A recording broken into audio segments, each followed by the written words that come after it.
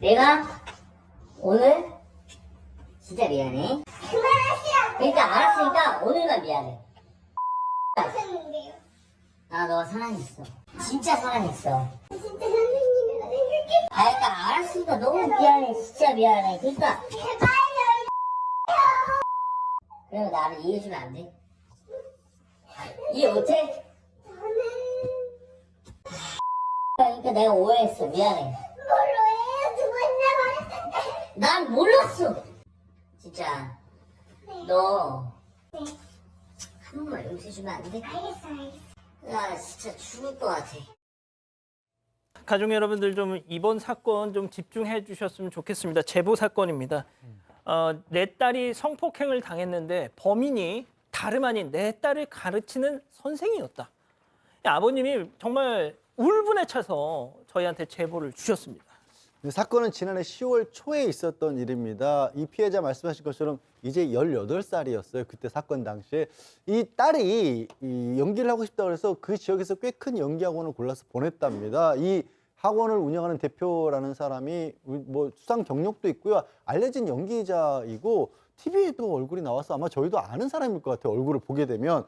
그런데 1년 정도 문제없이 이 학원도 잘 다녔고요.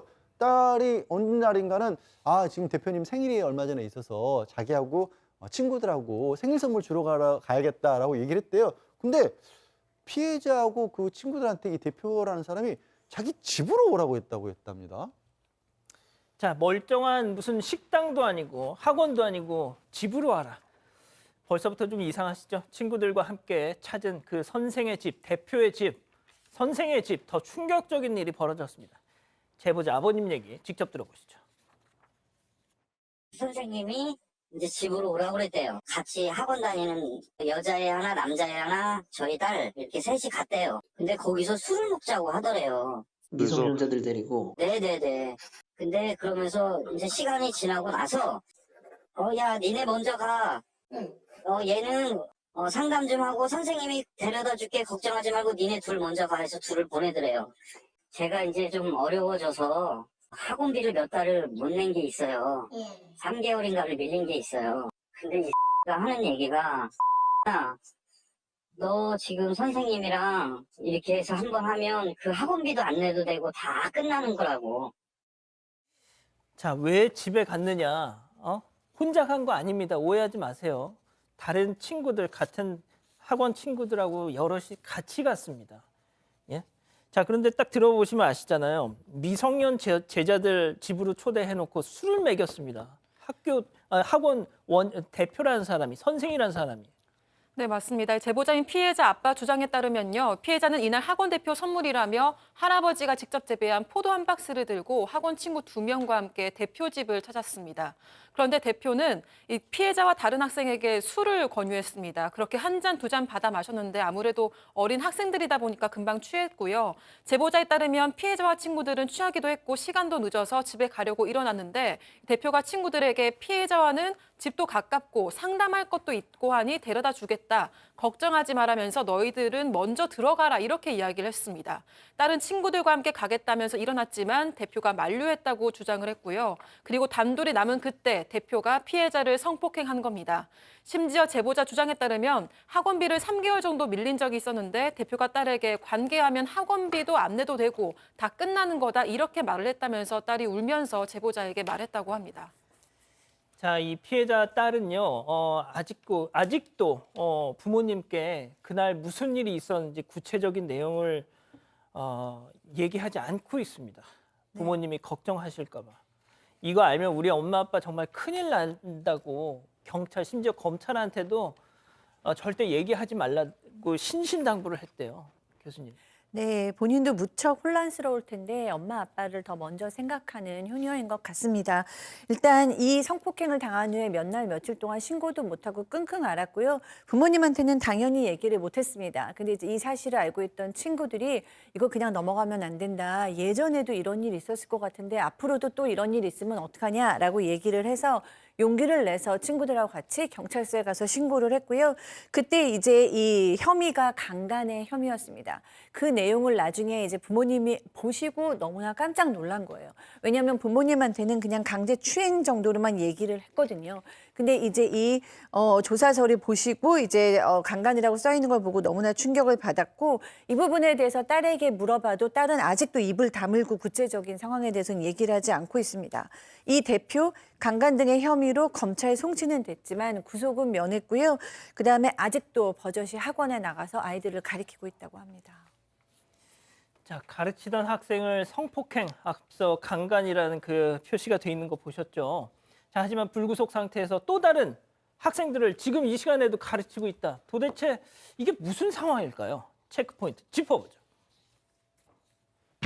자, 미안해, 사랑해. 이 얘기가 뭐냐?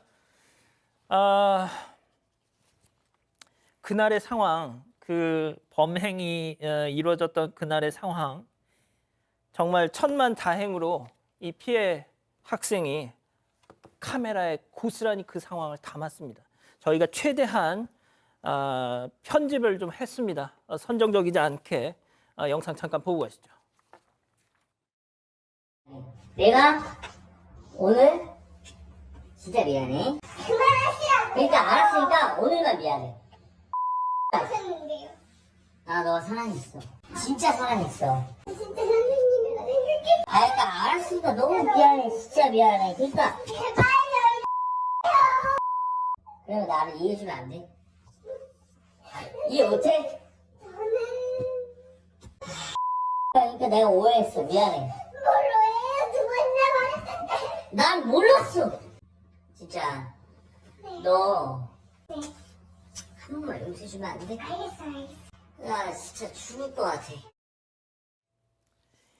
자, 저희가 이 영상을 원래는 흑백이 아니죠. 흑백이 아닌데 저희가 최대한 저 대표라는 자가 옷을 벗고 있습니다. 지금 그 상황에서 그 피해자가 정말 용케도 저 상황에서 저걸 휴대폰으로 촬영을 했습니다. 맞습니다. 피해자가 직접 찍은 영상이긴 합니다.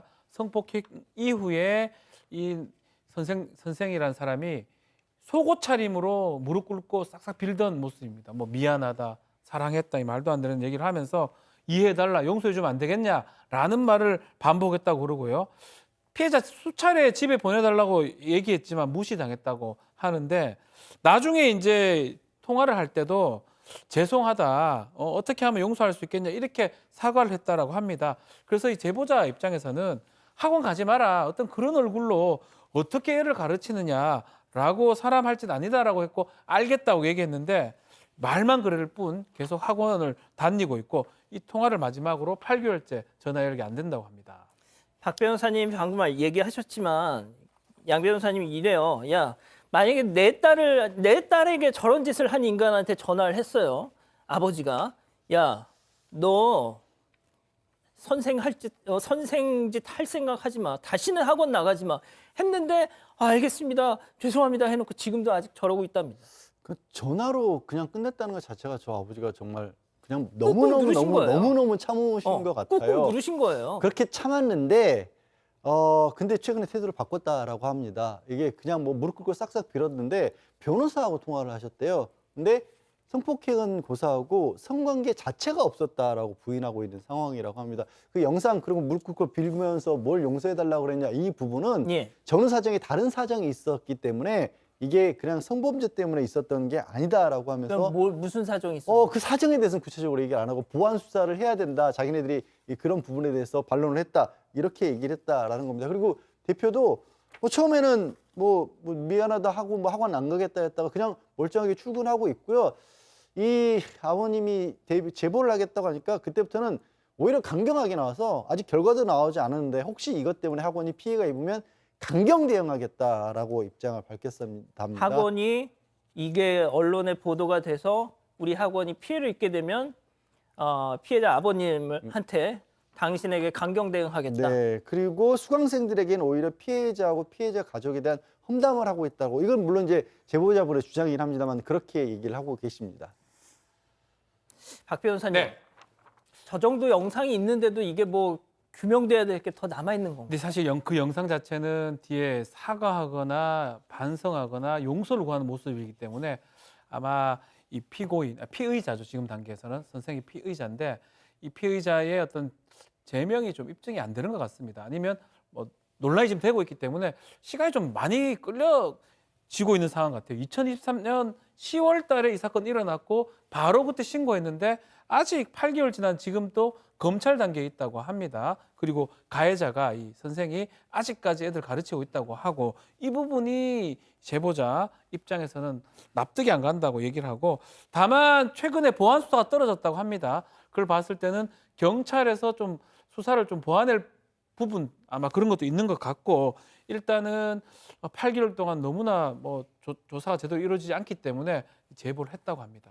자, 양 변호사님, 저희가 이제 그 영상이 너무 참혹해서 저희가 이걸 보여드릴 수가 없지만 일단 저는 원본을 봤어요. 예.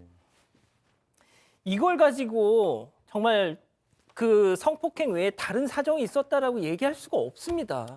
예? 아, 근데 이제 아마 아니 자기 제자 앞에서 속옷바람으로 한 번만 나 너 좋아했어 나 이해 뭐 용서해줘 이게 무슨 맥락에서 나오겠냐고요 그 얘기가. 사랑했다는 말 자체가 이 여성인 제자에게 옷을 그렇게 갖춰 있지 않은 남성이 하고 있다라면 누가 봐도 그럴 수밖에 없는 건데 아마 뭐 다른 그러니까 범죄라고 하는 것 자체가 철저하게 수사기관에서 피해자가 어떤 일이 있었는지를 입증을 해야 된다라는 걸 노리고 뭐 가능성은 저는 그렇게 높지 않다고 봅니다만 이제 그쪽에서는 철저하게 부인하는 전략으로 혹시라도 이제 저 영상 말고 다른 증거는 아예 없는 거 아니야? 이런 어떤 기회를 좀 확보하는 게 아닌가 싶습니다만 글쎄요 그게 가능할지 모르겠습니다. 피해자가 전날 입고 있었던 옷을 국과수에다 그때 그래요? 했답니다. 근데 거기서 그 대표의 그 DNA가 나왔다는 거예요. 그러면 저건 뭐 불가능한 상황입니다.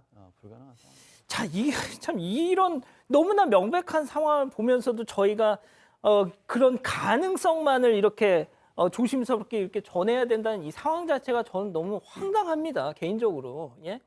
자, 교수님. 이 아이의 상태가 지금 제일 중요한 거잖아요. 그렇죠. 예? 지금 지난해 고3이었다가 연기로 대입을 준비했는데 이 사건 터지고 나서 결국 학교를 못 갔어요.